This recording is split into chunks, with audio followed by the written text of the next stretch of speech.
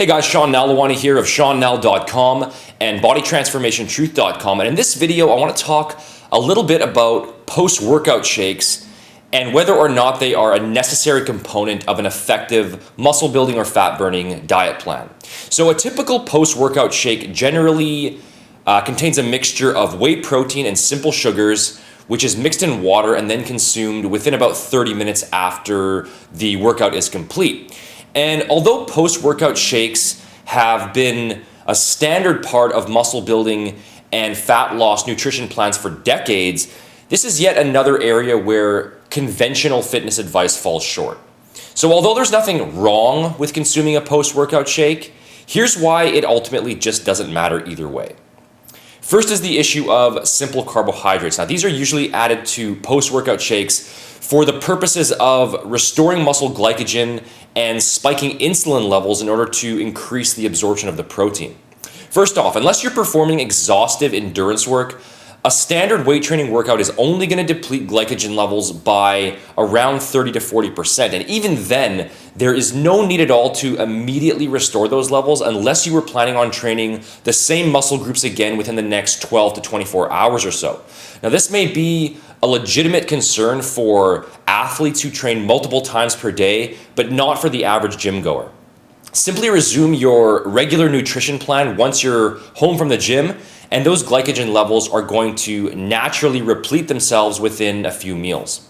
As for spiking insulin levels, most people don't know this, but most high protein foods elicit a significant insulin response from your body in the same way that carbohydrates do. For example, beef has an insulin score of about 50, which is the same as that of brown rice, brown pasta, or rye bread. And whey protein is also highly insulinogenic. And secondly is the issue of fast-acting protein. Most people highly underestimate the very slow, gradual nature of digestion and absorption. It takes many hours for the protein in any particular meal to be fully broken down into its individual amino acid components, released into the bloodstream, and then absorbed by your body. And what this means is that if you already consumed some sort of pre-workout meal within a few hours of beginning your session, the same nutrients from that meal are still being released into your bloodstream even after your workout is over. And for that reason, there really is no necessity to go and slam a protein shake immediately after your session, nor is it mandatory that that protein be from a fast-acting food such as whey, because even whey protein itself still requires several hours to be fully broken down and utilized.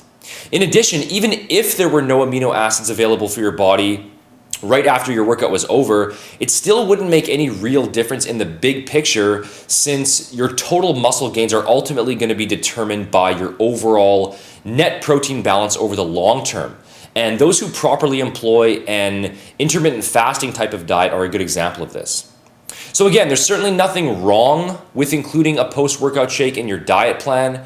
And if you find it to be a convenient way to get additional protein and carbs into your diet, or if you just don't have much of an appetite following your workout, then that's totally fine. However, don't make the mistake of thinking that it's somehow mandatory or that you need to run out and purchase some high-tech, rapidly absorbing carbohydrate powder or fancy protein formula in order to get the best results. Chicken and rice or fish and potatoes is ultimately going to give you the same overall effect. When it comes to proper muscle building and fat burning nutrition, just focus on the big picture by meeting your overall calorie, protein, carb, and fat needs for the day as a whole, and getting them from the proper food sources. What you do in brief windows of 20 minutes here and 40 minutes there is ultimately going to do nothing more than overcomplicate your life without delivering any additional benefits. So thanks for watching this video lesson. I hope you found the information useful here today. If you did enjoy the video, as always, please make sure to hit the like button, leave a comment, and subscribe to stay up to date on future video lessons. Also, make sure to check out my complete step-by-step muscle building and fat loss programs over at bodytransformationtruth.com. The link for that is in the description box below. And make sure to join the Facebook page for daily tips and updates. The link for that is also in the description box. Talk to you again soon.